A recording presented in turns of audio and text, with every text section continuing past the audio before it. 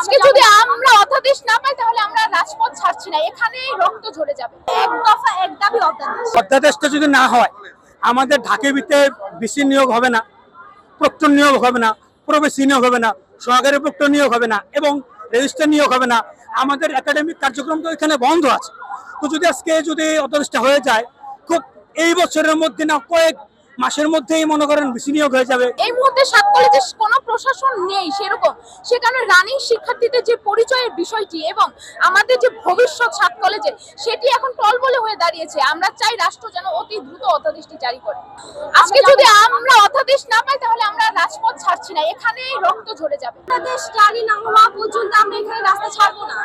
অধ্যাদেশ যতক্ষণ জারি না হচ্ছে আমরা এখানে দিনরাত অবস্থান নিব, তা আমরা ছাড়বো না। আমাদের কর্মসূচি কঠোর থেকে কঠোরতম হবে। অধ্যাদেশ না নিয়ে আমরা পড়ার টেবিলে বসতেছি না। আমাদের এক দফা এক দাবি অধ্যাদেশ। আমরা রক্ত দিতে রাজি, সমস্যা নেই। আমরা নিজে রক্ত দিতে রাজি, তাও আমরা অধ্যাদেশ আদায় করে ছাড়বো।